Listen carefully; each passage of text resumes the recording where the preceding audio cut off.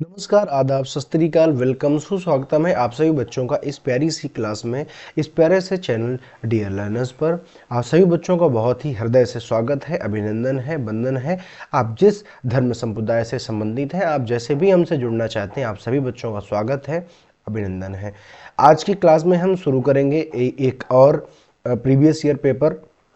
मैंने आपको शुरू में ही बताया था और रोज़ मैं बताता हूँ बच्चे कि जिस भी बच्चे ने अभी तक कुछ भी नहीं पढ़ा है, उसको ऐसा लगता है कि मैंने तो कुछ भी नहीं पढ़ा है, मेरी तैयारी जो सीडीपी में या किसी भी सेक्शन पर थोड़ी सी कमज़ोर रह गई है या थोड़ी सी कमज़ोर है, तो मैं उन बच्चों को ये रिकमेंड करना चाहूँगा कि आपको चिंता करने की कोई बात नहीं है। मेरा ऐसा तजुर्बा है या मेरा ऐसा अनुभव है कि आप अगर यदि प्रीवियस ईयर पेपरों को ही समस्त तौर पर अगर सॉल्व कर लेते हैं, तो मेरा ऐसा मानना है कि आप जिस भी बारे में अपनी समझ बनाना चाहते हैं, या आप मान लीजिए आपने कम पढ़ा है, आपने नहीं पढ़ रखा है, तो प्रीवियस ईयर का एनालिसिस बहुत ही ध्यान से सुने और उसको समझें। क्योंकि याद रखिएगा, पेपर में आपको 80% 90% तक जो क्वेश्चन हैं वो इसी से रिलेटेड मिलेंगे। मैं ये नहीं कहता हूँ कि यही प्रश्न मिल जाएंगे, लेकिन ये बातें जरूर सत्य हैं कि आपको इन्हीं से रिलेटेड ही प्रश्न मिलेंगे। तो अगर आपने कुछ नहीं पढ़ा है, तो मैं आपको रिकमेंड करूंगा कि आप इन सीरीज को जरूर देखें, आप इनको बहुत ध्यान से देखें और आप कम से कम सारे के सारे प्रीवियस ईयर करके जाएं। मैं आपको बताता हूं, आपके जो फेल होने के चांसेस हैं, आप जो असफल होने में आपको अंदर से डर लग रहा है, आप मेरे कहने पर, मेरे रिकमेंडेशन पर अगर आपको तनिक सा भी भरोसा है, आपने कुछ नहीं पढ़ा, तो ये आप पढ़िए और एग्ज़ाम देने आप जाइए। मैं आपको गारंटीड ये बात बताता हूँ कि आप एग्ज़ाम में अच्छा स्कोर करेंगे और निश्चित तौर पर करेंगे। क्योंकि मैंने भी पहली बार जब मैं शुरू में इस क्षेत्र पर आया था, तो हमको भी ज़्यादा नॉलेज नहीं था और मैंने भी किसी प्रकार की कोई तैयारी नहीं की थी। लेकिन जैसे ही जब एग्ज़ाम नज़दीक आया, तो जो मेरे मेंटोर थे, आपका जैसे मैं मेंटोर हूँ, ऐसे मेरा भी कोई मेंटोर था, उसने मुझे बताया था कि अगर अब बच्चे आपने कुछ नहीं पढ़ा है, तो कम से कम सारे के सारे प्रीवियस ईयर का एनालिसिस, केवल क्वेश्चन नहीं देखना है, उसका एनालिसिस देखिए। और उस एनालिसिस के बलबूते मैं आपको बता देना चाहता हूं कि जब प्रथम बार मैंने सीटेट दिया था, तो मेरे 112 नंबर आए थे। ज़्यादा नहीं, लेकिन ठीक ठाक स्थिति में थे, मेरे 112 नंबर आए थे। और फिर दोबारा तिबारा में तो मैंने मतलब अपनी स्थिति को बहुत अच्छा कर लिया था, लेकिन प्रथम बार में मेरे इतने नंबर थे। मैं भी आपको रिकमेंड करता हूँ कि ये आप चाहे एक मूल मंत्र समझ लें, चाहे आप ये समझें कि जब जिसने कुछ भी नहीं किया है, जो वर्किंग है, जो ऐसी लेडी हैं जो उस पीरियड में प्रेगनेंसी में रही हैं, या जैसे भी आपका कोई ना कोई, हर एक व्यक्ति का क्या होता है प्यारे बच्चे, कोई ना कोई एक समस्या होती है, और अगर उस समस्या से कोई ग्रसित रहा है, तो आप ये कर सकते हैं। और निश्चित तौर पर ये जो तरीका है ये कारगर साबित होगा, आपको सफलता जरूर मिलेगी, ऐसा मेरा भरोसा है, ऐसा मेरा विश्वास है। आज का जो पेपर है ये प्यारे बच्चे लेटेस्ट पेपर है, मैं आपको बता देना चाह रहा हूँ। हम पेन सेलेक्ट कर लेते हैं सबसे पहले अपना, एक मिनट रुक जाइएगा। मैं आपको बता दूं कि ये जो पेपर आज आपके साथ में यहाँ पर डिस्कस होने वाला है, ये आपका जुलाई माह में 2019 में ये सीटेट द्वारा लिया गया पेपर है। जुलाई, एक तो पेपर जनवरी में हुआ था और एक जुलाई में हुआ था, तो बाय डिफ़ॉल्ट हमें जुलाई वाला पहले मिल गया है, तो हम जुलाई वाला पहले डिस्कस करेंगे और जनवरी वाला जो पेपर है वो हम बाद में डिस्कस करेंगे। क्योंकि सीटेट की हमेशा से पद्धति रहती है कि वो एक साल में 2 बार कराता है, जैसा कि इस बार भी करवा रहा है। और हालांकि हो सकता है व्यवस्थाएं जनवरी तक चली जाएं, लेकिन 2 बार सीटेट कराता है, और पहले तो अनिवार्य रूप से कराता था, और फिर कोरोना के चक्कर में कुछ स्थितियां डावाडोल हुई, लेकिन अभी फिर से धीरे धीरे चीज़ें जो हैं अपनी पटरी पर लौटेंगी। तो जुलाई 2019 का पेपर है, मैं आपको करा रहा हूँ सीडीपी का सेक्शन, आप करेंगे मेरे यानी शशांक तिवारी के साथ में सीडीपी का महत्वपूर्ण सेक्शन। और साथ का साथ मैं आपको एक एक करके क्लासिंग भी देना शुरू कर दिया मैंने। जो पेडागोजिकल सेक्शन है, जो सीडीपी के तहत 15 नंबर का पूछा जाता है, भाई 15 नंबर का चाइल्ड डेवलपमेंट और 15 नंबर की पेडागोजी, जो कि चाइल्ड डेवलपमेंट सी होती है, जिसको आप साइकोलॉजिकल पेडागोजी भी कहते हैं, मनोवैज्ञानिक शिक्षण शास्त्र भी कहते हैं। तो उस हिसाब का मैं आपको यहाँ पर दूंगा। तो शुरू करते हैं, तो वो भी क्लासें धीरे धीरे चलेंगी। आज शाम को आपको संस्कृत की भी क्लास देखने के लिए मिलेगी। शुरू करते हैं आज की इस अपनी यात्रा को, आज के इस अपने प्रयास को। आप सभी शुरू से ही जुड़ जाएं मेरे साथ, आखिरी तक बने रहें, कोई भी बच्चा बीच में ना जाया करे, क्योंकि आप अगर बीच में जाते हो तो आप अपनी मानसिकता को दिखाते हो। मैं ये नहीं कहता हूं कि आप किस मानसिकता के बच्चे हैं, आप बच्चे सभी अच्छे होते हैं, बशर्ते ये है कि किसी भी चीज़ को पूरा करने की अगर आपने आदत डाल ली तो आपको सफल होने से कोई नहीं रोकेगा। बीच में चीज़ें छोड़ के जाओगे, ब्रेक होंगी चीज़ें, तो चीज़ें फिर बिगड़ती हैं, या आप कह दो आपका जो कॉग्निटिव डेवलपमेंट होता है वो कहीं ना कहीं हिलता है। मैंने आपसे हमेशा कहा है, आप एक टीचर पर विश्वास करिए और उसको लेकर के फॉलो करिए। हो सकता है मैं वो ना हूँ, कोई दिक्कत वाली बात नहीं है। जिसको भी आप मानते हैं, जिसको आप मानते हैं कि ये ठीक पढ़ाता है, अच्छा पढ़ाता है, अच्छा पढ़ाते हैं, क्योंकि श्रद्धा लभते ज्ञानम, ज्ञान जो होता है वो गुरु पर श्रद्धा रखने से ही पहले बच्चे आता है। हमने भी किसी पर अंधविश्वास किया था और हम आपको पढ़ा रहे हैं, आप भी हमारे ऊपर विश्वास करें, आपका भी जीवन अच्छा होगा, आप भी जीवन में अच्छा करेंगे, कुछ न कुछ समाज के लिए, देश के लिए जरूर करेंगे। और शिक्षा एक ऐसा हथियार है, आप सभी जानते हैं, इसके बलबूते पर आप बिना किसी से लड़े, बिना किसी से झगड़े आप किसी भी चीज़ को हासिल कर सकते हैं। तो मेरा तो यही रिकमेंडेशन है कि आप लास्ट तक देखा करें। और दूसरी बात यह है कि अगर आपको कोई भी व्यक्ति अगर क्वालिटी प्रोवाइड कर रहा है तो आपको कृतज्ञ होना बहुत ज़रूरी है, क्योंकि कृतज्ञता हमें कमज़ोर नहीं बनाती है। जो कृतज्ञता होती है वो हमें कमज़ोर नहीं करती है कि अंदर से खोखला कर देगी, ऐसा कतई नहीं है। आप अगर किसी के प्रति अगर कृतज्ञ हैं तो याद रखिएगा, जो ईश्वर होता है वो आपको मल्टीप्लाई बाई 2 मल्टीप्लाई बाई 3 देता है। ठीक है, खैर शुरू करते हैं। आप चैनल को लाइक शेयर सब्सक्राइब करें, हमें सपोर्ट जरूर करें। जूमिंग की जो प्रॉब्लम है उसको लगभग हम खत्म कर चुके हैं, निपटा दिया है हमने। बड़े ध्यान से देखेंगे, क्वेश्चन को थोड़ा सा इधर शिफ्ट कर देते हैं। चलिए, अगर बात करें हम प्यारे बच्चे, पहले नंबर जो हमारा पहला प्रश्न है वो कहता है जीन पियाजे के अनुसार बच्चे। देखो, आपने इतने दिन से मेरे साथ आप पढ़ रहे हैं, आपने एक ही बात देखी होगी कि 4, 5, 10 चीजें ऐसी हैं जो घूम घूम के समस्त पेपरों में वही के वही चीजें भरी पड़ी थी। मैं नहीं कहता हूं कि आप 30 पर 30 सही करिए, कम से कम 30 में 25 तो सही कर सकते हैं इनको देख कर, क्योंकि इतने दिन से मैं आपको पढ़ा रहा हूं।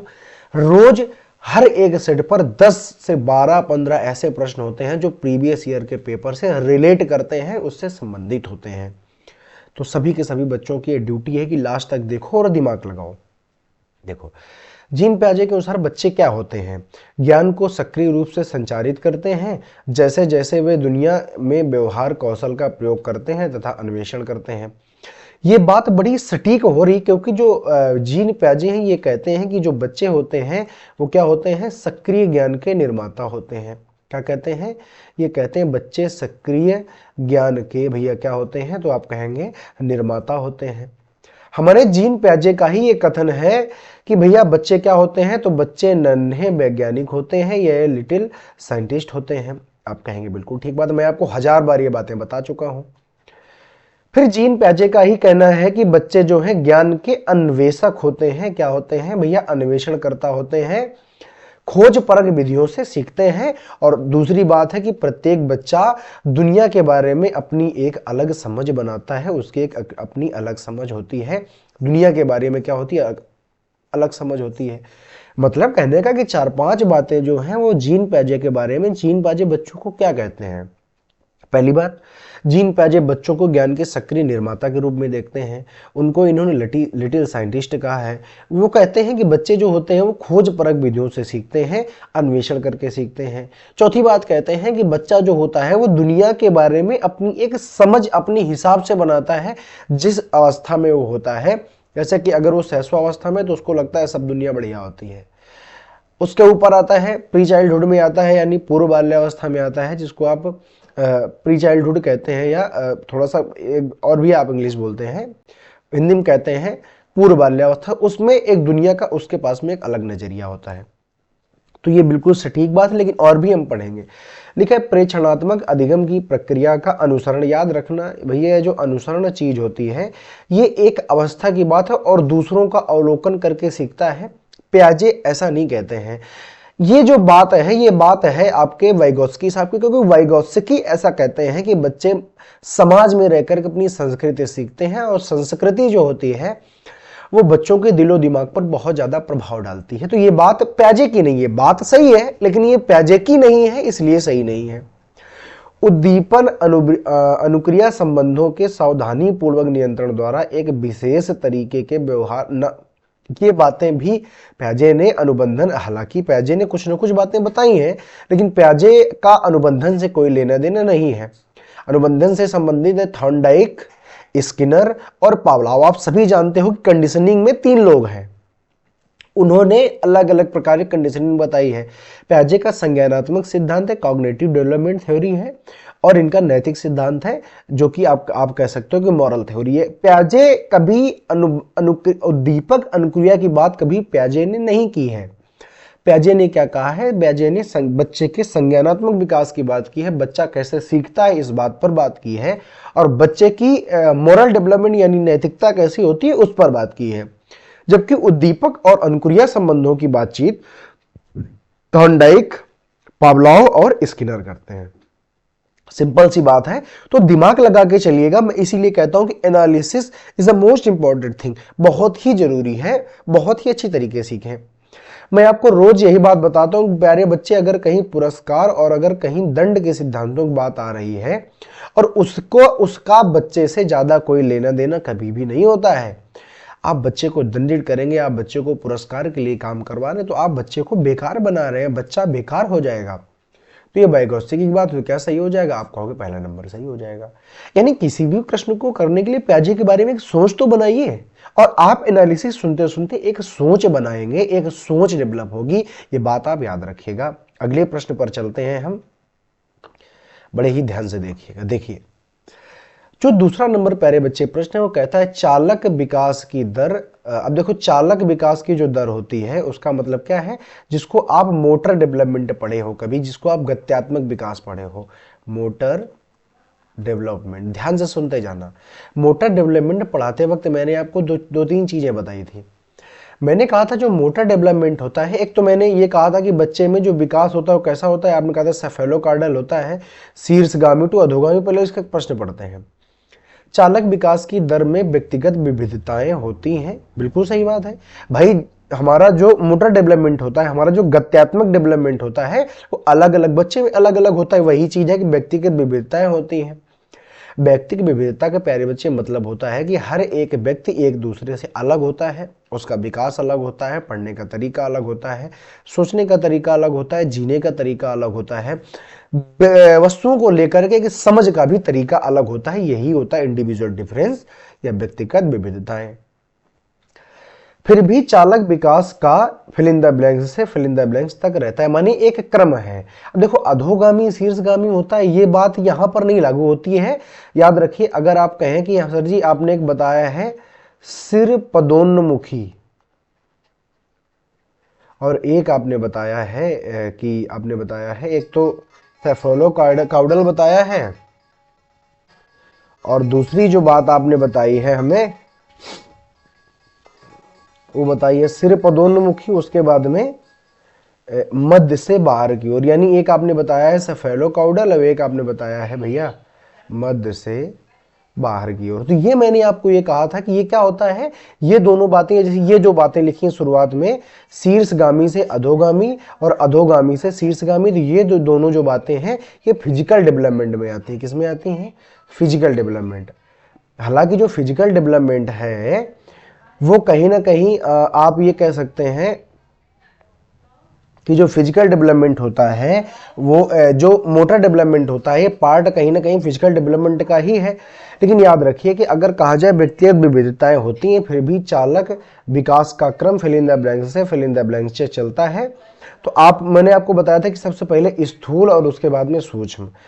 यानी आप ये कह सकते हैं कि स्थूल क्या होता है, तो स्थूल वाली व्यक्ति है जिसको आप कहते हो कि भैया पहले क्या होता है, पहले बच्चे के हाथों पैरों, मतलब बच्चे के जो बड़ी बड़ी मांसपेशियां हैं, सबसे पहले उस पर डेवलपमेंट आता है, और उसके बाद में डेवलपमेंट छोटे छोटे अंगों में जाता है। स्मॉल जो पार्ट्स होते हैं उसमें डेवलपमेंट बहुत बाद में जाता है। ठीक बात है? आप कहेंगे बिल्कुल ठीक है। तो आप ये वाला सही करेंगे। याद रखिएगा, जब भी कभी चालक विकास की बात आए, जब भी कभी मोटर डेवलपमेंट की बात आए, तो मोटर डेवलपमेंट की बात करते समय याद रखिएगा सबसे पहले बच्चे की जो मजबूती आएगी वो स्थूल पार्टों में आएगी, जिसको आप कहते हो, देखो अगर हम इधर बात करें, होता है आपका ये देखो लिखा है ग्रॉस मोटर स्किल, स्थूल को आप कहते हो ग्रॉस मोटर स्किल और सूक्ष्म को आप कहते हो फाइन मोटर स्किल। क्या कहते हैं? Fine motor skill. Gross motor skill का मतलब प्यारे बच्चे ये होता है कि बच्चा जब भी विकसित हो रहा होता है तो उसमें क्या होता है, सबसे पहले उसके हाथों में, पैरों में, यानी जो बड़ी बड़ी मांसपेशियां होती हैं उसमें पहले विकास होता है। अच्छा बताइए, बच्चा पहले लिखना सीख जाता है कि पहले खड़े होना, चलना, उछलना कूदना सीखता है? आप कहेंगे पहले चलना, खड़े होना, उछलना कूदना सीखता है और फिर उसके बाद में वो क्या सीखता है? पेन पकड़ना सीखता है। यानी जो जो स्थूल गति के अश्व होते हैं, जो बड़ी बड़ी मांसपेशियां होती हैं, उनका डेवलपमेंट पहले होता है और फिर जो सूक्ष्म गति कौशल होते हैं उनका डेवलपमेंट पहले बच्चे बाद में होता है। तो यही आप सही करेंगे कि अपरिष्कृत स्थूल चालक विकास से परिष्कृत सूक्ष्म चालक विकास होता है, माने पहले स्थूल होता है और फिर सूक्ष्म होता है। आई होप आपको समझ में बात आई होगी। तीसरे नंबर की बात करते हैं। तीसरा नंबर क्या है? वह अवधि जो वयस्कता के संक्रमण की पहल करती है उसे क्या कहते हैं? आप कहोगे किशोरावस्था कहते हैं। प्रश्न का मतलब समझो।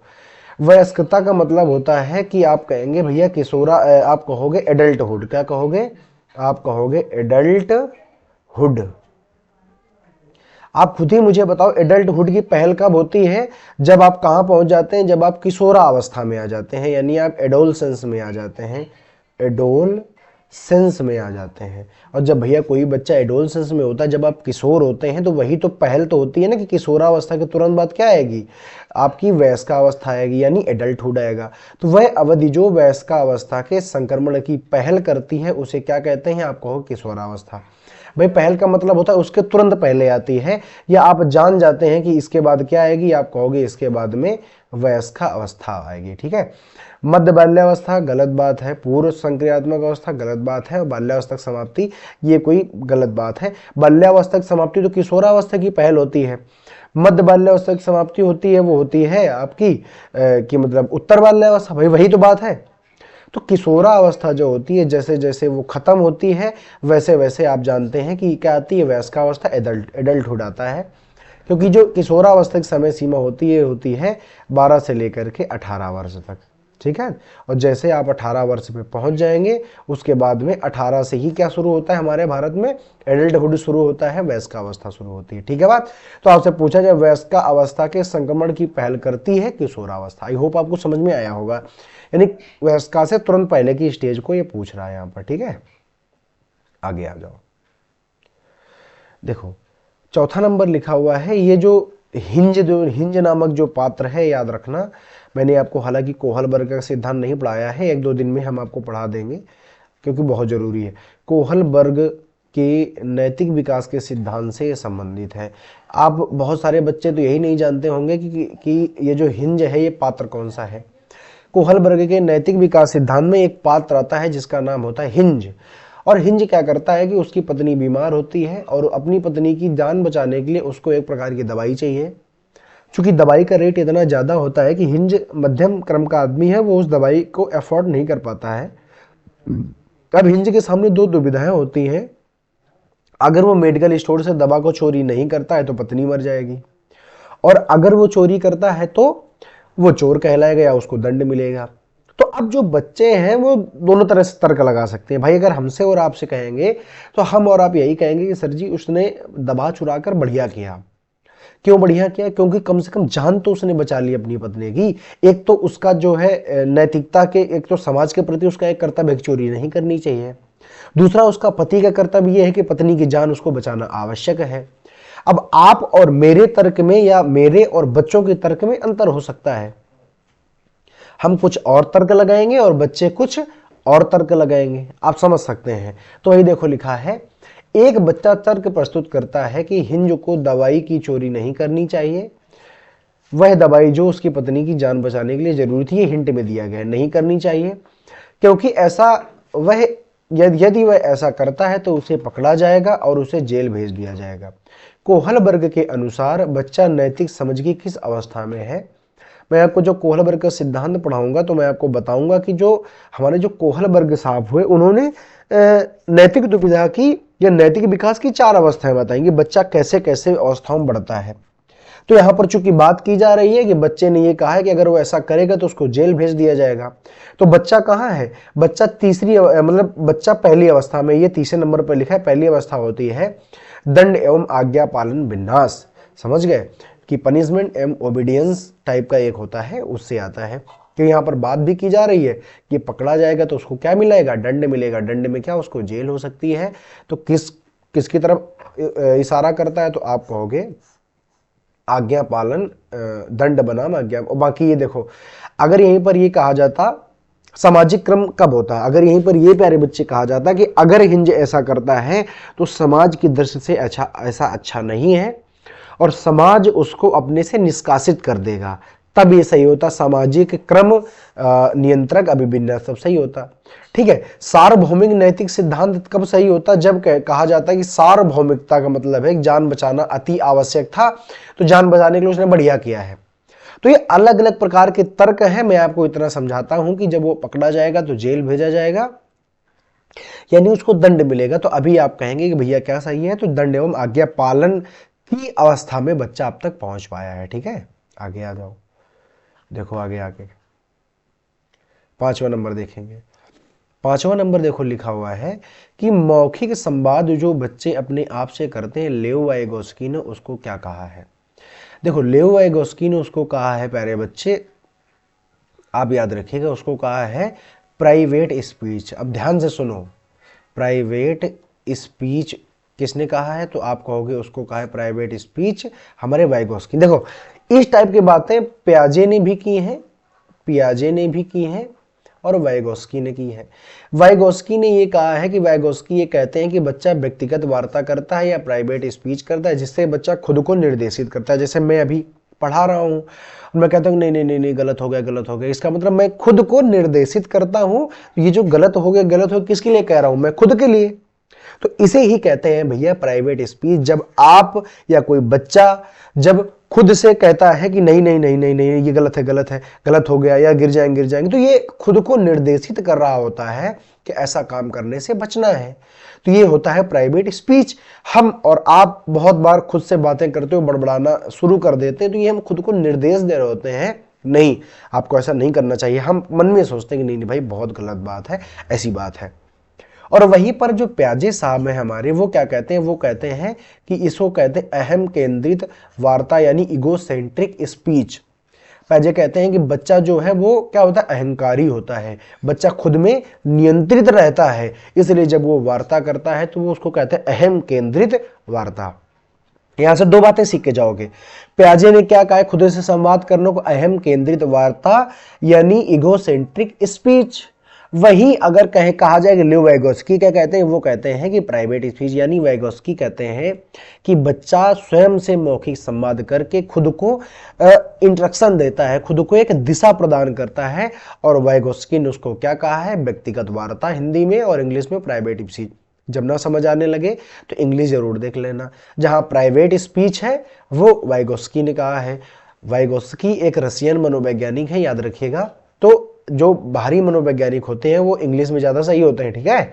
तो प्राइवेट स्पीच बढ़िया सी बात है, और प्राइवेट का मतलब होता है व्यक्तिगत, जैसे प्राइवेसी कहते नहीं कि हमारी भी कुछ निजता है, हमारी भी तो कुछ प्राइवेसी है, हमारी प्राइवेसी में दखल अंदाजी मत करिए, तो वही बात हो गई। ठीक है, आगे आ जाइए। दोनों चीजें मैंने बताई, प्याजे ने क्या कहा, अहम केंद्रित वार्ता या इगोसेंट्रिक स्पीच, और वहीं पर जो वाइगोस्की क्या कहते हैं, उसी बच्चे की उसी मन में बात करने को कहते हैं व्यक्तिगत वार्ता।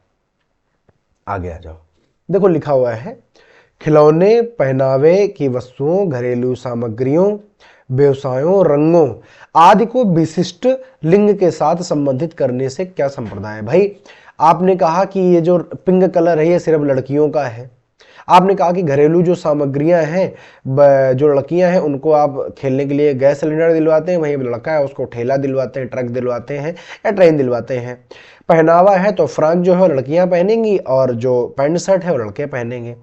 तो आप क्या करते हैं, और व्यवसाय है जैसे ब्यूटी पार्लर लड़कियां खोलेंगी और जो है जेंट्स पार्लर। तो ये क्या है कि ये आपने विशिष्ट लिंग से संबंधित कर दिया है इन चीजों को, कि बड़े बड़े बाल लड़कियां रखेंगी, लड़के नहीं रख सकते हैं। लड़की है तो रो सकती है, लड़का है तो नहीं रो सकता है। तो ये जो बात आपने विशिष्ट रूप से कुछ चीजें लड़कों के पक्ष में और कुछ चीजें लड़कियों के पक्ष में जो आपने रखी हैं, ये किसको प्रदर्शित करती हैं? तो याद जेंडर पहचान को नहीं, जबकि जेंडर रूढ़िवादिता को प्रदर्शित करती हैं, जेंडर सिद्धांत को नहीं करती, जेंडर प्रासंगिकता को नहीं करती हैं। और याद रखिएगा इंग्लिश में इसको कहते हैं जेंडर स्टीरियोटाइप। ये देखो इधर लिखा हुआ है, बहुत ही ध्यान से देख लीजिए। जब भी कभी जीवन में आ जाए तो याद रखिएगा, जब भी कभी ऐसा होने लगे, क्या होने लगे? जब भी कभी ऐसा होने लगे कि एक पर्टिकुलर लिंग को, या चाहे वो लड़का हो और चाहे लड़की हो, अगर कोई भी चीज, अगर कोई भी बहुत सारी जैसे वस्तुएं हैं, देखो एक चीज होती है जेंडर बायस, ध्यान से सुनना। एक है जेंडर स्टीरियोटाइप, मैं आपको यहां पर समझा ही देता हूं। देखो वही हम कहते हैं कि एनालिसिस सुनना क्यों जरूरी है, क्योंकि यहां से आप समझदारी बनाओगे। एक तो है जेंडर स्टीरियोटाइप और एक बात होती है जेंडर बायस। जेंडर बायस का मतलब होता है जब एक व्यक्ति, जब एक टीचर विशिष्ट प्रकार के जो कार्य हैं, जैसे कि संगीत में केवल लड़कियां भाग लेंगी, कुश्ती में केवल लड़के भाग लेंगे, जब किसी एक्टिविटीज में किसी एक जेंडर को ज्यादा प्रधानता देने लगता है तो that is called gender bias. Hindi में कहते हैं जेंडर पक्षपात, लिंग पक्षपात हम कहते हैं। ठीक, इंग्लिश में याद रखना ज्यादा जरूरी है। वही जब कोई विशेष प्रकार का कोई प्रावधान या विशेष प्रकार की कोई पहचान जब लड़कियों और लड़कों को, या कह दें आप विशेष प्रकार के लिंग को जब संबोधित की जाती है, जैसे कि लड़कियां बड़े बाल रखेंगी, ये किसकी निशानी है? तो आप कहोगे जेंडर स्टीरियोटाइप की। मतलब ये अनादिकाल से ऐसा चलता आ रहा है कि लड़कियां ही बड़े बाल रख सकती, लड़के क्यों नहीं? तो इसका मतलब है ये जो उदाहरण होता है वो होता है जेंडर स्टीरियोटाइप का। जेंडर बायस क्या है? जब आप एक्टिविटीज में केवल एक जेंडर को पार्टिसिपेट कराएं, कि संगीत में केवल लड़कियां भाग लेंगी और कुश्ती में केवल लड़के भाग लेंगे, ये है जेंडर बायस यानी जेंडर पक्षपात। वहीं अगर आप विशेष प्रकार की वस्तुओं को एक प्रकार के लिंग से संबंधित कर दें, उसको ही कहते हैं जेंडर स्टीरियोटाइप। आई होप आपको समझ में जरूर आया होगा। आगे आ जाते हैं, आगे की बात हम लोग करते हैं। देखो 7वां नंबर प्रश्न देखो, तो इसमें क्या सही है? तो आप कहेंगे दूसरा नंबर सही है। ठीक है, आगे आओ। 7वां नंबर देखो लिखा हुआ है कि एक प्रारंभिक कक्षा कक्ष में एक बच्ची अपने साथ अनुभव लाती है। जब बच्ची स्कूल आई है, छोटी बच्ची है, स्कूल आई है, तो अपने साथ अनुभव लाई है। कैसे अनुभव लाई है? आप कहोगे अपने घर के अनुभव लाई है, अपनी मातृभाषा को लाई है, अपनी संस्कृति को लाई है, अपने कल्चर को अपने साथ लेकर के आई है कि मेरे घर में तो ऐसा होता है, आपके घर में ऐसा नहीं होता है। तो बच्ची जो है स्कूल में, बच्ची का दाखिला हुआ है, बच्ची अपने प्रारंभिक जो की कक्षा में है, तो अपने अनुभवों को लाई है, अपने एक्सपीरियंस को जो कि उसको आता है वो लेकर के आई है। मैंने आपको बहुत बार सिखाया है कि अगर कहा जाए कि एक बहुभाषिकता की कक्षा है और उस बहुभाषिकता को आप क्या करेंगे, तो आप कहेंगे उसका सम्मान करेंगे और उसको संसाधन के रूप में प्रयोग करेंगे, ना कि उसको समस्या समझेंगे। ऐसे ही कोई जब बच्चा विभिन्न सांस्कृतिक, आर्थिक या सामाजिक पृष्ठभूमियों से आता है, विभिन्न भाषाओं को लेकर अपने साथ आता है, तो आप उसको स्वीकार करेंगे और कक्षा कक्ष में उसको शामिल करेंगे, क्योंकि ऐसे कक्षा बहुभाषिकता वाली, बहुसांस्कृतिक और अनेकता में एकता वाली क्लास बनती है। उसे अस्वीकार करना बिल्कुल गलत बात है, उपेक्षा करना बिल्कुल गलत बात है, ध्यान न देना बिल्कुल गलत बात है। तो जब सब गलत है तो यही बचा उन्हें शामिल करके उनका संचय करना। संचय का मतलब हुआ है कि जो भी उसने दिया है आपको, जो भी समझाया है, जैसे कोई भी मान लीजिए पंजाबी कम्युनिटी से कोई बच्चा आया है, वो अपने साथ में गुरुमुखी जो अपने साथ में पंजाबी भाषा को लेकर आएगा, लहंदा भाषा को लेकर के आएगा। बाकी जो बच्चे नहीं हैं उनको भी 2-4 शब्द जरूर सीखने के लिए मिलेंगे और जीवन में आगे काम आएंगे। आई होप आपको समझ में आया होगा। आ जाते हैं 8वें नंबर प्रश्न पर। आपको दिख रहा होगा, मेरे हिसाब से नहीं दिख रहा तो मैं थोड़ा सा ऊपर नीचे कर दूंगा। एक शिक्षक को चाहिए कि शिक्षक कैसा होना चाहिए। मैंने आपको बहुत बार बताया है कि जो शिक्षक हो वो क्या करे कि वो बच्चों को ज्यादा छूट दे, बच्चों को ज्यादा करने सीखने का अवसर दे, बच्चों पर केंद्रित शिक्षा करवाए, चाइल्ड सेंटर्ड एजुकेशन की व्यवस्था करे। लिखा है, पहला नंबर लिखा हुआ है, पहला देखो लिखा हुआ है, वह शिक्षार्थियों के बीच तुलना, मैंने कहा था कभी भी एक विद्यार्थी की दूसरे विद्यार्थी से तुलना नहीं हो सकती। क्यों नहीं हो सकती है? बार बार मैं बताता हूं प्यारे बच्चे, हमारे अंदर इंडिविजुअल डिफरेंसेस होते हैं, हमारे अंदर व्यक्तिगत विभिन्नताएं होती है, तो हम एक जैसे कैसे हो सकते हैं? हम एक जैसे नहीं हो सकते हैं, यानी ये तो गलत बात है। और तुलना नामक जो शब्द होता है वो तो सीडीपी में आना ही नहीं चाहिए।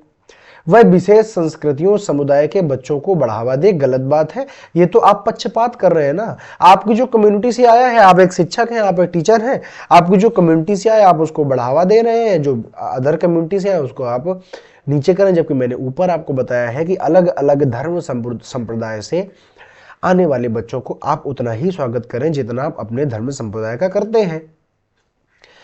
वह विद्यार्थियों के बीच सांस्कृतिक विभिन्नताओं तथा विविधताओं की अनदेखी करें। अभी अभी मैंने बताया है कि विभिन्न आप सांस्कृतिक पृष्ठभूमियों से आए हुए बच्चों का या विभिन्न प्रकार के आप बैकग्राउंड से आए हुए बच्चों का अनदेखा नहीं करेंगे। चौथा ही आपका सही है। मैंने आपको कई बार कहा है कि पहले बच्चे एनालिसिस सुनो, आपका दिमाग इतना डेवलप हो जाएगा पेपर तक कि आप सीटेट, क्योंकि सीटेट का पेपर रटने का विषय नहीं है, सीटेट का पेपर समझने का विषय है, दिमाग लगाने का विषय है और एक अपनी समझ बनाने का विषय है। और जिसने सीटेट पर समझ बनाई वो अन्य पेपरों में जाके उनको फोड़ देता है। बड़ी सीधी सी बात है। लाइक शेयर सब्सक्राइब करें। खैर, ये लिखा हुआ है, यह संप्रेषित करे कि वह कक्षा कक्ष में सभी संस्कृतियों का सम्मान करती है एवं उनको महत्व देती है। कितनी खूबसूरत सी बात है, आप खुद ही बताइए। समस्त संस्कृतियों का सम्मान करती है एवं उन्हें क्या करती है, महत्व देती है। इससे अच्छी बात टीचर के लिए नहीं हो सकती, टीचर समुदाय के लिए नहीं हो सकती है। आगे आ जाओ।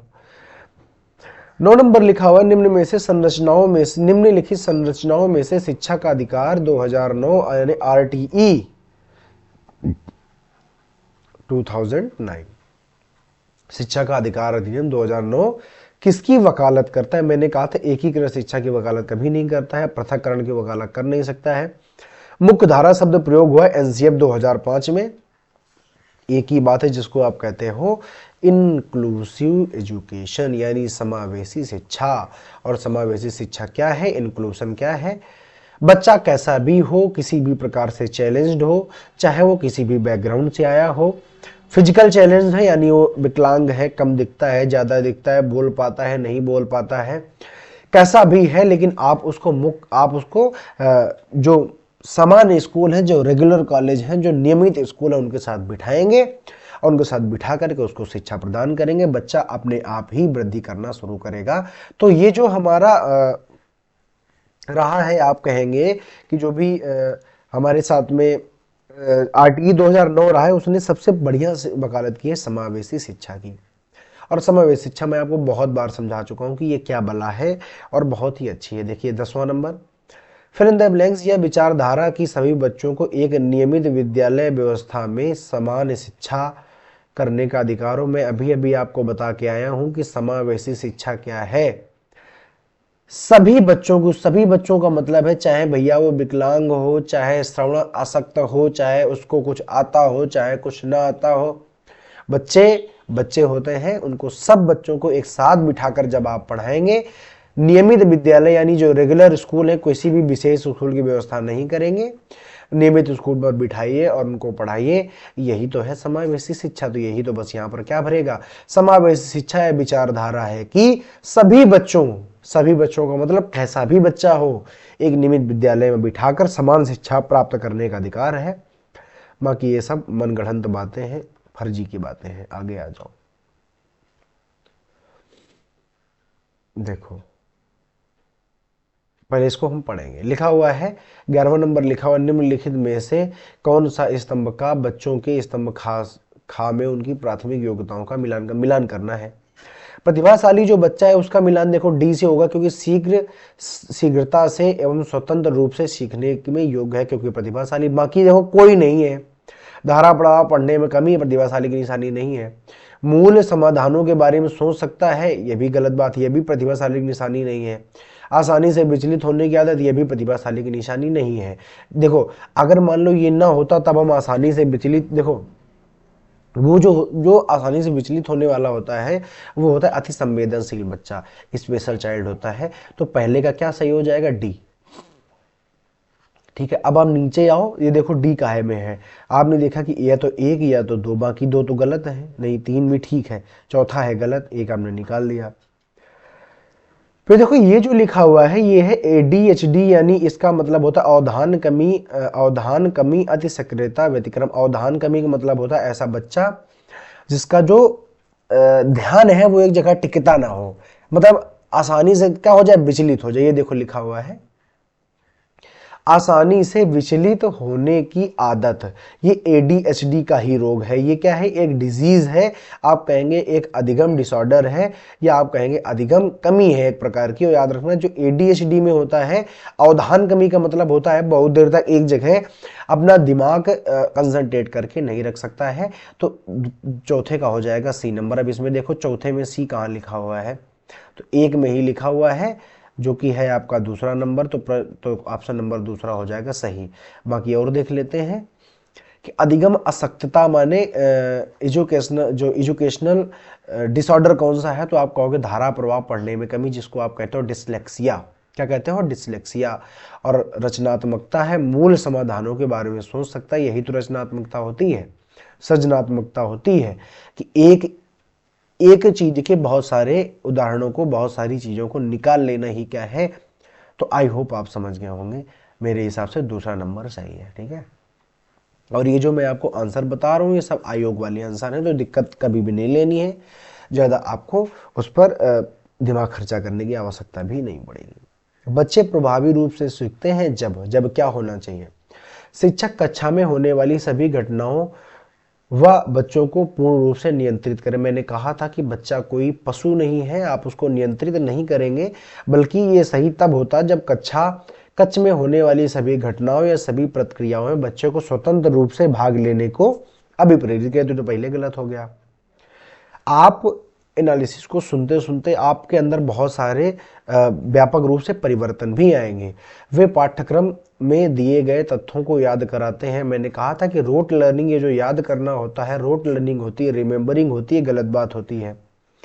वे श्याम पट पर अध्यापक के द्वारा लिखे उत्तरों की नकल करते हैं। तो फिर बच्चा प्रभावी रूप से कैसे सीखेगा जब नकलें कर रहा है, तो आप जब उसको रटा रहे हैं तो कैसे सीखेगा।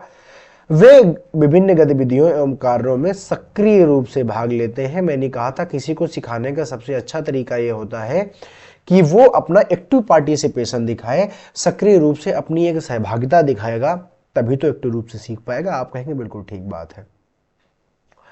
13 नंबर में आ जाओ। देखो 13 नंबर लिखा हुआ है बच्चों को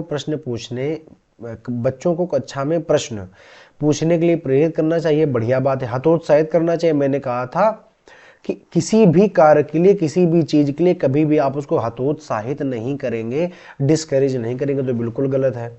पूछने की अनुमति नहीं देनी चाहिए, ये भी बिल्कुल गलत है। पूछने की फुल अनुमति दो। पूछने से रोकना चाहिए, आप कहोगे चौथा ऑप्शन है, बिल्कुल गलत बात है। पूछने से अगर आप रोक रहे हो तो आप किस प्रकार के टीचर हैं, आपका चरित्र क्या है, मैं तो खुद ही नहीं समझ पा रहा हूं। भाई जो पूछ रहा है उसका स्वागत है ना भाई। तो बस यही है कि पूछने के लिए प्रेरित करो कि बच्चे इस टॉपिक के बारे में आपकी क्या समझ है, इस पर आप हमसे प्रश्न पूछें, हम आपको आंसर देंगे। ठीक है, आप कहेंगे ठीक बात है।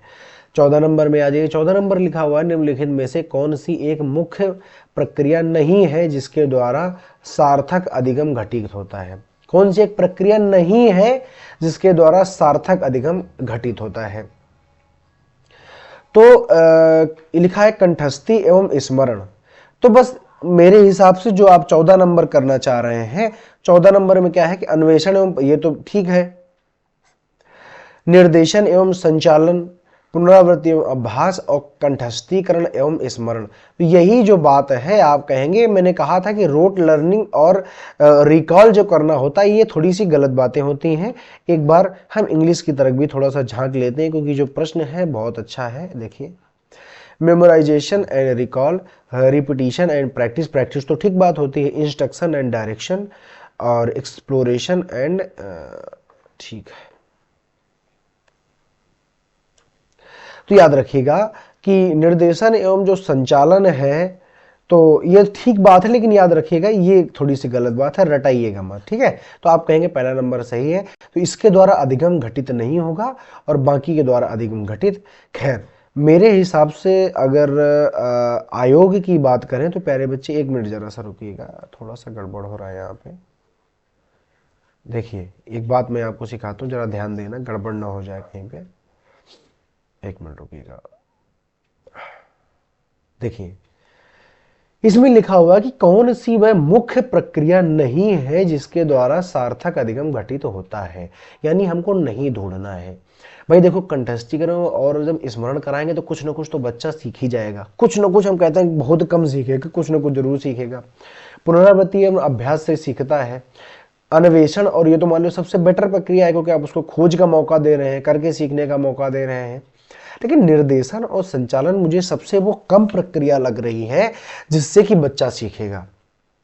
समझ रहे हो ना मेरी बात? मेरी बात कहने का सिर्फ इतना मतलब है कि जो निर्देशन एवं जो संचालन है, आप क्या कर रहे हैं, आप बच्चे को केवल और केवल कुछ नहीं, आप सिर्फ निर्देश दे रहे हैं और उसका संचालन करवा रहे हैं, तो इससे बच्चा सबसे कम सीखेगा। तो मेरे हिसाब से या आयोग के हिसाब से तीसरा नंबर प्रश्न आप सही करेंगे, क्योंकि प्रश्न कह रहा है कौन सी मुख्य प्रक्रिया नहीं है जिसके द्वारा सार्थक अधिगम घटित होता है, और जिनके द्वारा होता है उनको नहीं करना है, जो नहीं है यानी गलत ही हमको छांटना है, तो हमने छांट दिया है गलत। ठीक है, आगे आ जाओ। 15 नंबर में आ जाओ। देखो 15 नंबर लिखा है, जब शिक्षक को विद्यार्थी एवं उसकी योग्यताओं के बारे में सकारात्मक विश्वास होता है तब। इसका मतलब यह है कि जब शिक्षक को, मैं शिक्षक हूं, मुझे आप पर पूरा विश्वास है कि आप जरूर पास होंगे, आपका रिजल्ट जो है वो जरूर पॉजिटिव आएगा। कह रहा है कि जब शिक्षक को विद्यार्थी की योग्यता के बारे में सकारात्मक विश्वास होता है, तो सकारात्मक विश्वास के प्यारे बच्चे मतलब ये होता है कि मैं ऐसा मानता हूं कि आप सफल जरूर होंगे, ये सकारात्मकता है।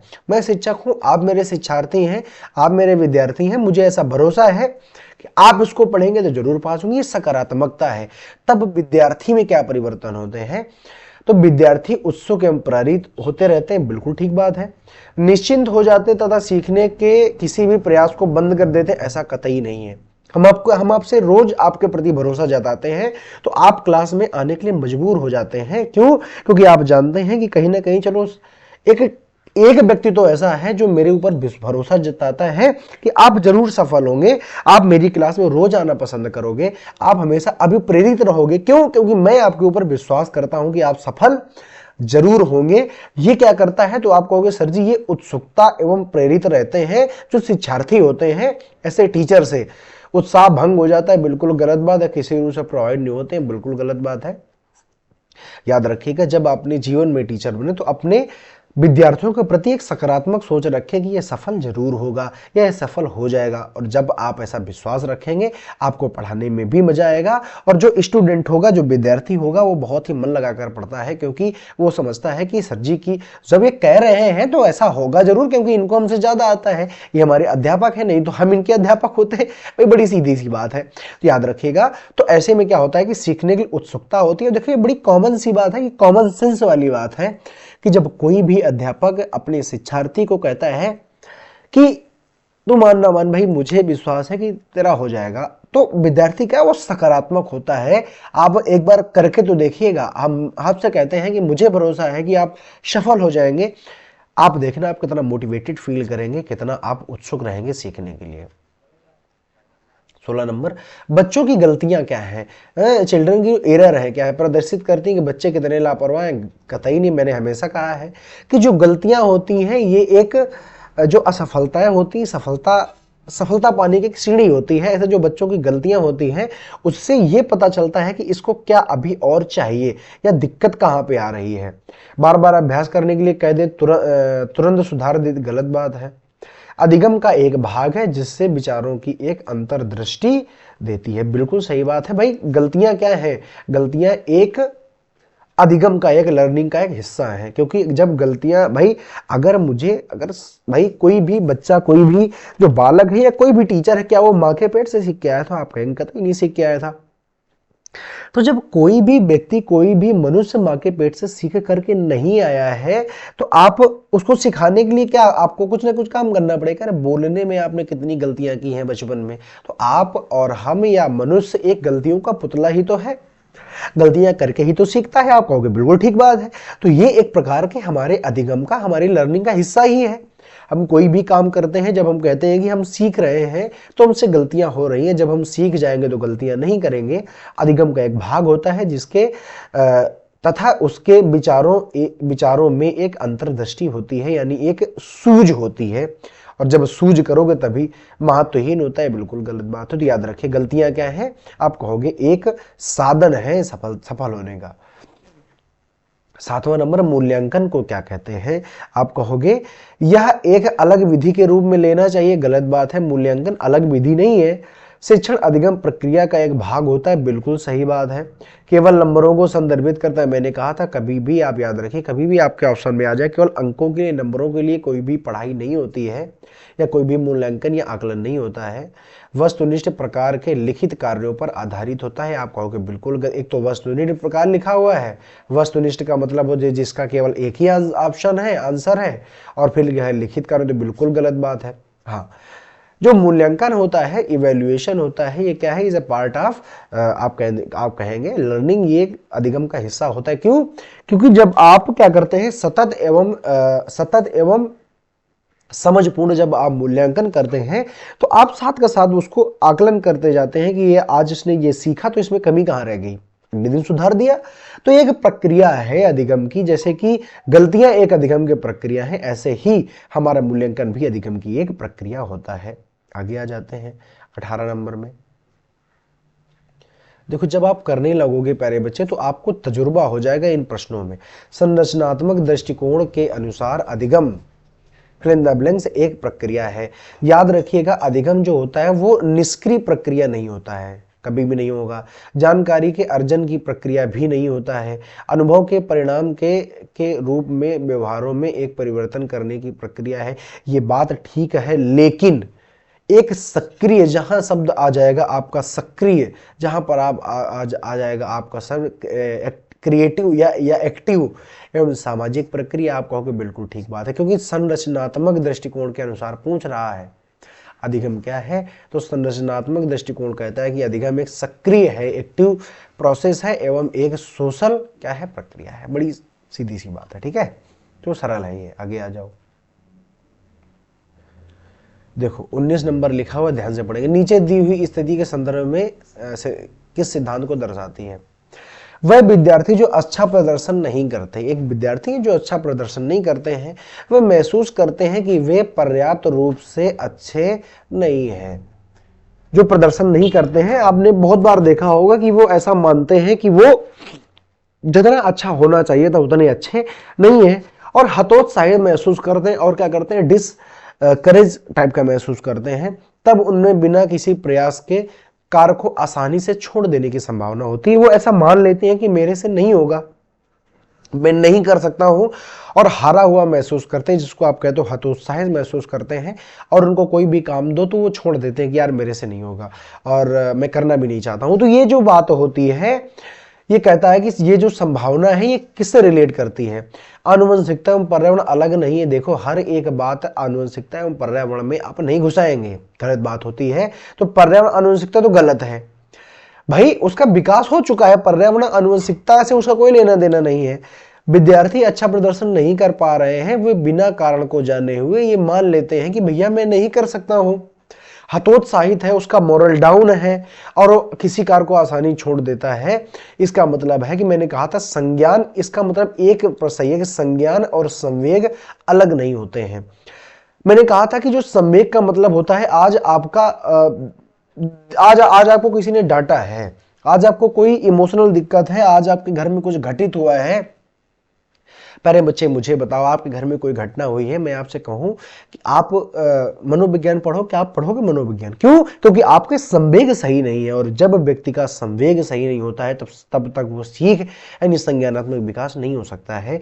ये दोनों एक दूसरे से इंटर रिलेटेड होते हैं। बच्चे का क्या है कि बच्चे का आज दिमाग खराब है, किसी ने उसको डांटा है, किसी ने उसको मारा है, आज वो गुस्सा है, उसका इमोशन हिला हुआ है, पढ़ाई नहीं कर सकता है, संज्ञानात्मक विकास उसका नहीं हो सकता है। बात बहुत गहराई से समझिएगा।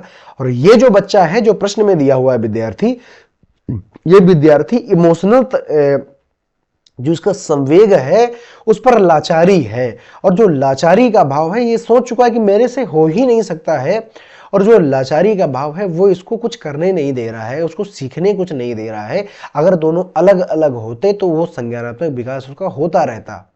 ठीक है, तो दोनों अलग नहीं होते हैं, यही बात बिल्कुल सही है। आई होप आपको बात समझ में जरूर आई होगी। ठीक है, आप कहेंगे ठीक है, बाकी एवं संबंधित नहीं होता, ऐसी बात नहीं है, दोनों संबंधित होते हैं। 20 नंबर में आ जाओ। 20 नंबर प्रश्न क्या कहता है? एक शिक्षक बच्चे को प्रभावी रूप से समस्या का समाधान करने में सक्षम करने के लिए किस तरह से प्रोत्साहित कर सकती है? एक शिक्षक बच्चों को प्रभावी रूप से समस्या समाधान करने में सक्षम बनाना चाहती है, मतलब उनको प्रॉब्लम सॉल्वर बनाना चाहती है। क्या करे? पुस्तकों के सभी प्रश्नों को समाधान लिखकर, गलत बात है, ये तो रटने सी बात हो गई। पुस्तक के एक ही प्रकार के प्रश्नों को उत्तर के अभ्यास के लिए कहे, मतलब कह दिया कि जो है एक प्रकार के जितने प्रश्न होते हैं उनका उत्तर रट लो, और पर्याप्त मात्रा में उत्तर रटने के गलत होता है। पाठ में दी गई सूचनाओं को कंठस्थीकरण, मैंने कहा था कि रोट लर्निंग या मेमोराइजेशन नहीं करना है। हाँ, बच्चों को समस्या के बारे में सहजानुभूति, अनुमान लगाने एवं बहु विकल्पों को देखने के लिए प्रोत्साहित करें। मतलब वो ये कहे कि ये एक समस्या है, इसमें आप बहु विकल्प का मतलब है ज्यादा से ज्यादा तरीके अप्लाई करके देखो कि ये किस, आपके पास में 20 तरीके हैं, आप 20 के 20 तरीके लगा के देखो, ये देखो कि किससे ये सॉल्व हो सकता है। ये बात तो ठीक है। और सहजानुभूति का अनुमान कर लगाने के लिए मतलब है उनसे ये कहे कि भैया तुम फ्री हो। सहज का मतलब होता है सहज भाव से, जैसे कि एक आता है कि सहज भाव से शिवधन तोरा और जनक सुता से नाता जोड़ा, यानी सहज भाव से, यानी बिना किसी एफर्ट। और जब कोई काम एफर्टलेसली होता है ना, जब उसमें ज्यादा एफर्ट नहीं होता है, काम बहुत बेहतरीन होता है, ये बात याद रखिएगा। ठीक है, तो सहजानुभूति एवं बहुविकल्प, मतलब बहुत सारे विकल्पों को उसके सामने रखे और कहे कि विकल्प लगा लगा के देखो, कोई ना कोई तो सही हो ही जाएगा। ठीक है, 21 नंबर, वह विधियां जिनके द्वारा विद्यार्थियों की पहल व प्रयास शामिल है, निम्न में से कौन सा है? मतलब वह कौन सी विधि है जिसमें विद्यार्थी का स्वप्रयास, स्वपहल, मतलब खुद से करने की पहल किया उसने। प्रयास का मतलब, स्व प्रयास का मतलब खुद से करके सीखा उसने। निम्न में से किसका उदाहरण? तो आप कहोगे अधिगम केंद्रित, अधिगम कर्ता केंद्रित विधि इसी को कहते हैं भैया चाइल्ड सेंटर, चाहे इसको बाल केंद्रित कह लो। अधिगम करता कौन? अधिगम कौन करेगा? बच्चा, तो वही बच्चा क्या है? अधिगम करता है। और उसी पर सेंटर्ड किए हो तो यही तो है चाइल्ड सेंटर्ड। आपको बिल्कुल ठीक बात। देखो, जिसके प्रयोग में विद्यार्थियों की स्व माने खुद की पहल, यानी खुद प्रयास करेगा, खुद पहल करेगा, खुद काम करेगा, जो शामिल है वही तो है अधिगम करता। तो आपको बिल्कुल ठीक है, चाहे इसको बाल केंद्रित लिख लो, चाहे इसको अधिगम करता केंद्रित लो, दिमाग लगाना पड़ेगा। अधिगम करता, अधिगम कौन करेगा? बच्चा, तो बच्चे में ही तो केंद्रित है। और बाल केंद्रित शिक्षा का ही तो उदाहरण है कि उसको करने दो, उसको सीखने दो। आगे आ जाओ, दिमाग लगा के चलोगे तो ये कठिन नहीं है, बहुत सरल है। बुद्धि के बारे में निम्नलिखित कथनों में से कौन सा सही है? बुद्धि के बारे में, बुद्धि अभिसारी रूप से, ये देखो कन्वर्जेंट थिंकिंग की बात कर रहे हैं तो पहले से गलत है। बुद्धि, क्योंकि बुद्धि क्या होती है? डाइवर्जेंट टाइप की होती है ना, विविध प्रकार के उनमें लाओ। बुद्धि अनुभव के परिणाम के रूप में व्यवहार में एक अपेक्षाकृत स्थायी परिवर्तन है, ऐसा नहीं है। बुद्धि कैसी होती है? बुद्धि स्थायी परिवर्तन नहीं होती है, बुद्धि कैसी? चलायमान है। बुद्धि एक आनुवंशिक विशेषक है जिसमें मानसिक गतिविधियां जैसे स्मरण एवं तर्क शक्ति शामिल होती है, ऐसी कोई बात, बस ये सही है। बुद्धि बहुआयामी होती है, मैंने आपको सिखाया भी था कि जैसे विकास बहुआयामी होता है, ऐसे भी बुद्धि कैसी? मल्टी डायमेंशनल होती है, कई प्रकार की होती है। बुद्धि परीक्षणों के द्वारा पूर्ण रूप से परिमेय नहीं है। परिमेय का मतलब है कि हर प्रकार की बुद्धि को आप नाप नहीं सकते हो। आप संगीतात्मक बुद्धि को नहीं नाप सकते, केवल आईक्यू को नाप सकते हो, और की जाने वाली योग्यताएं बहुत सारी उसमें शामिल होती हैं, तो बहुत प्रकार की होती है। ये नापी नहीं जा सकती, मतलब एकाध एस्पेक्ट नाप सकते हो, लेकिन बहुत सारे एस्पेक्ट को आप नाप नहीं सकते हो, तो बहुआयामी होती है। आगे आ जाओ, लिखा है 23 नंबर लिखा हुआ है, निम्नलिखित में से कौन प्राथमिक सामाजिकरण माध्यम है? आप कहोगे परिवार। देखो, सामाजिकरण के दो स्वरूप होते हैं, एक होता है मुख्य कारक होते हैं और दूसरे होते हैं गौण कारक। मुख्य कारक में परिवार आता है सर्वप्रथम, और उसके बाद में गौण कारक में आता है विद्यालय और मीडिया। विद्यालय,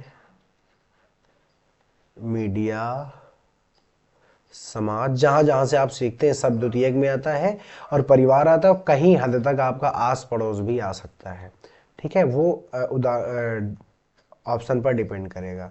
प्राथमिक में पहली बात तो परिवार द बेस्ट है, और फिर आस पड़ोस भी आ सकता है। बाकी ये सारी की सारी चीज़ जितने जहां जहां से आप सीखते हो सबको सब क्या है, तो आप कहोगे हाँ, जैसे सरकार है तो सरकार भी काहे में आएगी, गौण में आएगी। ठीक है, आगे आ जाओ। 24 नंबर, जीन पियाजे के अनुसार के सिद्धांत का प्रमुख प्रस्ताव क्या है? बच्चों की सोच वयस्कों से निम्न होती है, मतलब बच्चों की जो सोच है वयस्कों से निम्न कोटि की होती है। गलत, मैंने देखो आपको सिखाया था, मैंने कहा था जीन पियाजे कहते हैं कि वयस्कों की सोच और बच्चों की जो सोच होती है वो मात्रा में एक जैसी होती है। मात्रा में एक जैसी का मतलब होता है कि जितना एक वयस्क सोचेगा उतना ही एक बच्चा भी सोचेगा, बस दोनों का प्रकार अलग हो सकता है, यानी क्वालिटी जो है वो अलग होगी। भाई एक वयस्क है वो अपनी रोजी रोटी के बारे में, अपने धंधे के बारे में, अपने इसके बारे में सोचेगा। वही बच्चा है खेल के बारे में सोचे, क्रिकेट में धोनी ने जो है शतक नहीं मारा उससे बहुत नाराज है, इंडिया हार गई है उससे बहुत नाराज है, उसके दोस्त ने कल उसको टॉफी नहीं दी थी उस बात पर नाराज है। सोच उतना ही रहा है, यानी जो क्वांटिटी है वो एक जैसी है। जैसा बच्चे सोचते हैं वैसा ही वयस्क, तो क्वांटिटी का मतलब मात्रा एक ही होती है, जितना वो सोचेगा उतना वो भी सोचेगा, बस क्वालिटी में अंतर होता है। आप कहोगे जो वयस्क होते हैं वो कुछ क्वालिटी का मतलब होता है गुण अलग अलग होते हैं, कुछ और प्रकार का सोचते हैं, बच्चों की सोचें और प्रकार की होती हैं। तो ये दोनों गलत है। ये देखो बच्चे की सोच मात्रात्मक रूप से वयस्कों से भिन्न होती है, नहीं, बच्चों की सोच गुणात्मक रूप से। देखो मैंने कहा था मात्रा में कैसी होती है, बराबर होती है। बच्चों की सोच और वयस्कों की सोच मात्रा में यानी क्वांटिटी में कैसी होती है, बराबर, पर क्वालिटी में कैसी होती है, कम होती है या भिन्न होती है, अलग होती है। ठीक है, ये बात दिमाग में रख लो कि जो बच्चा है और एक वयस्क है, ठीक, दोनों सोच रहे हैं तो जो क्वालिटी रहेगी वो दोनों की अलग अलग रहेगी, यानी ये अलग क्वालिटी का सोचेगा, ये अलग क्वालिटी का सोचेगा। लेकिन वहीं अगर बात करते हैं क्वांटिटी की, मात्रा की, तो मात्रा दोनों की कैसी होगी, एक जैसी होगी। जैसे इसकी मात्रा ऐसे ही इसकी मात्रा, मतलब मात्रात्मक रूप में दोनों एक जैसे, जितना वो सोचेगा उतना वो भी सोचेगा। बस ये है कि टाइप अलग अलग है, वो किसी और प्रकार का सोचेगा या किसी और प्रकार का सोचेगा। आई होप आपको समझ में आया होगा। अब यहां पर मैं आपको बहुत ही इंपॉर्टेंट दो टर्म पढ़ाने वाला हूं, दो टर्म सिखाने वाला हूं, बहुत ही ध्यानपूर्वक सीखिएगा। क्या सिखाने वाला हूं, ध्यान दें। देखो जेंडर जो है, देखो आपके पास में दो चीजें होती हैं इंग्लिश में, सेक्स और एक होता है भैया जेंडर। ठीक, अगर पूछा जाए सेक्स कैसे संरचना है तो आप कहोगे जैविक। क्या है, एक जैविक संरचना है, यानी भगवान ने बनाकर भेजा है, क्या बनाकर भेजा है, अलग अलग सेक्स, अलग अलग, एक फीमेल और मेल, ठीक, अलग अलग, कुछ उनके गुण अलग, कुछ उनके गुण अलग। वो रिप्रोडक्शन कर सकते हैं, वो नहीं कर सकते हैं, ऐसी बात है। महिला बच्चा पैदा कर सकती है, पुरुष नहीं कर सकता है। ठीक, लेकिन अगर बात करते हैं जेंडर, जेंडर का मतलब है कि आप स्त्री हैं और आप पुरुष हैं। स्त्री को घर का खाना बनाना चाहिए, पुरुष को बाहर कमाना चाहिए। स्त्री है तो रो सकती है, पुरुष है तो नहीं रो सकता है। स्त्री है तो इसको जीवन भर घर में रहना चाहिए, दब के रहना है, घर में छिपकर रहना है। लेकिन पुरुष है तो दिन भर घूमेगा, बाहर चर्चा करेगा, बैठेगा। ये जो चीजें बनाई हैं, ये बनाई है हमारे समाज ने। किसने बनाई है, तो आप कहोगे ये चीजें जो है बनाई गई हैं हमारे भैया समाज के द्वारा। ध्यान से सुनना, ध्यान से, ठीक है, ध्यान से सुनोगे तो आपको सब कुछ समझ में आएगा, सब कुछ बहुत ही बेहतरीन तरीके से समझ में आएगा। तो आपने एक बात ये सुनी, यहां पर मैंने आपको ये बताया कि जो सेक्स है वो जैविक संरचना है। कैसी है, तो आप कहोगे, एक मिनट जा भाई, कैसी है, तो आप कहोगे ये एक जैविक संरचना है। और वही आपसे कहा जाए जेंडर, तो आप ये है एक सामाजिक संरचना है, मतलब समाज ने जेंडर बनाया है। स्त्री पुरुष का जो विभाजन है वो हमारे समाज ने किया है। भगवान ने वहां से दो प्रकार के लोग बना के भेजे थे, एक माता और एक पिता, यानी एक जो है वो जननी है और एक जो है वो सुरक्षक है, ऐसा कह सकते हैं। यानी भगवान ने बंटवारा नहीं किया, भगवान ने दो प्रकार के केवल लोग बनाए, ना कि भगवान ने ये बताया है कि ये स्त्री है और ये पुरुष है। याद रखिएगा, तो जेंडर किसने बनाया? समाज ने बनाया। जेंडर कैसी संरचना है? तो आप कहोगे यह एक सामाजिक संरचना है। वही आपसे कहा जाए, इसकी बात की जाए तो आप कहोगे यह एक जैविक निर्धारण है। जैविक का मतलब है जब हम पैदा होते हैं तो अलग अलग प्रकार के, एक प्रकार के हम जैविक लक्षण लेकर पैदा होते हैं, तो वो हमारा क्या है? वो सेक्स है। और जेंडर क्या है? एक सामाजिक संरचना है। तो याद रखिएगा यहां पर ये सही हो जाए, क्योंकि जेंडर पूछा गया है तो सामाजिक संरचना है। तो अगर याद रखना, हिंदी में दोनों को लिंग कहते हैं, जेंडर को भी लिंग कहेंगे और सेक्स को भी लिंग कहेंगे। लेकिन आप जो है इंग्लिश में जाकर देखिएगा। अब देखो, खैर हालांकि हमेशा याद रखना, जेंडर को हमेशा चाहे हिंदी हो चाहे इंग्लिश हो, हमेशा जेंडर ही लिख करके आता है। ठीक है, इसका आप थोड़ा सा याद रखेंगे, थोड़ा सा संयम रखेंगे। ठीक है, 26 नंबर में आ जाओ। निम्नलिखित में से कौन विकास के व्यापक आयामों की सही पहचान है? विकास के आयाम तो यूं बहुत होते हैं, लेकिन मेन रूप से 4 होते हैं। PCSE यानी फिजिकल, कॉग्निटिव, सोशल और इमोशनल। फिजिकल का मतलब शारीरिक, कॉग्निटिव का मतलब संज्ञानात्मक, सोशल का मतलब सामाजिक और इमोशनल का मतलब सांवेगिक। तो ये कैसे होते हैं? ये 4 कैसे हैं? मुख्य हैं। और बाकी भाषा develop, language development, motor development, ये सब अलग अलग आते हैं। तो पहले ही नंबर पर लिखा है शारीरिक, संवेगात्मक, सामाजिक और शारीरिक संवेगात्मक, फिजिकल, कॉग्निटिव, सोशल और इमोशनल। ठीक, यही होते हैं 4 मुख्य रूप से, याद रखिएगा। 27 में आओ। देखो 27 नंबर में देखेंगे, लिखा हुआ है बच्चों और उनके अधिगम के संदर्भ में निम्नलिखित में से कौन सा सही है? बच्चे और उनका अधिगम। ठीक, देखो सभी बच्चे सीखने के लिए स्वाभाविक रूप से प्रेरित होते हैं और सीखने में सक्षम होते हैं, ये बढ़िया बात है।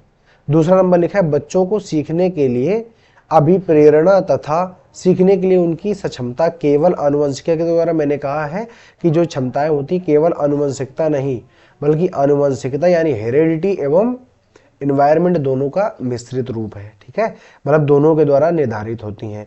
बच्चे के सामाजिक आर्थिक पृष्ठभूमि उसकी प्रेरणा एवं अधिगम क्षमता को निर्धारित व सीमित करती है, ऐसा कतई नहीं है।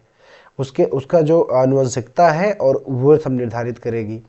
देखो कह रहा है कि बच्चे की सामाजिक और आर्थिक पृष्ठभूमि एवं अधिगम सक्षमता को निर्धारित करती है। अरे भैया, अगर ऐसा तो होता तब तो फिर अंबानी अपने बच्चों को अल्बर्ट आइंस्टीन बना लेता, उसके पास थोड़ी ना अर्थ की कमी है, वो जैसा चाहे वैसा समाज बना सकता। ऐसा नहीं होता है। बच्चे का जेनेटिक और हेरेडिटी एवं एनवायरनमेंट दोनों मिलकर बनाते हैं। और ये तो केवल बात कर रहे हैं किसकी? समाज की बात कर रहे हैं, केवल पर्यावरण की तो ऐसा भी नहीं। यहाँ पर केवल आनुवंशिकता की बात हो रही थी। समझना पड़ेगा बच्चों को सामाजिक, आर्थिक एवं प्रेरणा, तो ये क्या है? केवल उसका परिवेश है। हेरिडिटी कहाँ गई? पता नहीं, गलत हो गया। बच्चों को अधिगम हेतु प्रेरित करने के लिए दंडित व पुरस्कारित। अगर आप में जरा सा भी दिमाग है तो आप कहोगे कि सर जी दंड एवं पुरस्कार, पनिशमेंट एवं रिवार्ड, तो बिल्कुल गलत बात है। तो यही बिल्कुल सही हो जाएगा। आगे आ जाओ 28 नंबर में। ठीक, देखो 28 नंबर कहता है प्रगतिशील शिक्षा में बच्चों को किस तरह से देखा जाता है? मैंने कहा था कि प्रगतिशील जो शिक्षा होती है वहां पर बच्चा ही सर्वे सर्वा होता है, उसको सक्रिय अन्वेषक के रूप में देखा जाता है। क्रिएटिव क्या होते हैं? हम इंग्लिश भी एक बार देख लेते हैं इसकी। आप कहोगे कि क्रिएटिव एक्सप्लोरर का मतलब ये सक्रिय ज्ञान का क्या होता है? तो निर्माता होता है। क्या होता है? बाकी छोटे वयस्क के रूप में गलत बात है, निष्क्रिय कभी होते नहीं है। खाली स्लेट के रूप में कौन देखता है? तो आप कहोगे जॉन लॉक देखते हैं। जॉन लॉक देखते हैं, कहते हैं बच्चा क्या है? कोरी स्लेट है या कोरी तख्ती है। ठीक है, और बाकी प्रगतिशील शिक्षा ऐसी नहीं कहती। प्रगतिशील शिक्षा कहती है भैया सक्रिय अन्वेषक हैं, ये ज्ञान के निर्माता खुद होते हैं। आगे आ जाओ 29 नंबर। लेव वाइगोस्की के अनुसार अधिगम क्या है? एक सामाजिक गतिविधि, एक व्यक्तिगत। तो जानते हो कि जो लेव वाइगोस्की थे हमारे, उन्होंने कौन सा सिद्धांत दिया? आप कहोगे सामाजिक सांस्कृतिक सिद्धांत। मैं बहुत बार आपको बता चुका हूं, मैं लिखूंगा नहीं, कर लिख देता हूं। सामाजिक सांस्कृतिक सिद्धांत किसने दिया है? सांस्कृतिक सिद्धांत जो दिया है वो दिया है हमारे लेव वाइगोस्की ने। तो बात किसी करेगा? समाज की। तो एक कैसी विधि है? अधिगम एक सामाजिक विधि। इनका कहना था कि बच्चा समाज में रह करके सीखता है। ठीक है, इनका मानना था कि जब समाज के साथ अंतःक्रिया करेगा तब ही वो सीख पाएगा। ठीक है बात। अगला आ जाओ 30 नंबर में आ जाओ। 30 नंबर कहता है कि निम्नलिखित में से कौन सा पूर्व क्रियात्मक काल के बच्चे की विशेषता को विशेषित करता है। पूर्व क्रियात्मक काल का मतलब होता है प्री ऑपरेशनल स्टेज। ये प्याजे की स्टेज है, प्री ऑपरेशनल स्टेज। मैंने कहा था देखो, अगर वर्तुलित प्रक्रिया करें तो ये तो गलत बात है, विकास की बात है कि ये कैसा होता है, लीनियर नहीं बल्कि स्पाइरल होता है। जो लक्ष्य निर्देशित व्यवहार होता है वो शैशवावस्था की विशेषता होती है, 0 से लेकर के 2 साल। शैशवावस्था में गोल डायरेक्टेड बिहेवियर होता है। विलंबित अनुकरण होता है, ये भी 0 से लेकर के 2 साल की बात होती है। अनुकरण करता है, देख देख कर सीखता है। ये जो बात है विचारों की अनुत्क्रमणीयता, यानी जो विचार होते हैं वो कैसे होते हैं, रिवर्सिबल नहीं होते हैं। यानी वो ये तो सुन सकता है कि बर्फ से क्या पानी से क्या बनती है, आप कहोगे बर्फ बनती है, लेकिन बर्फ से पानी कैसे बनता है ये नहीं बता पाएगा वो। माने अपलटावी गुण होता है, जैसे मैंने आपको सिखाया, अपलटावी का मतलब होता है पलट नहीं सकता है। तो ये बिल्कुल सही बात है, अनुत्क्रमणीय होता है। यानी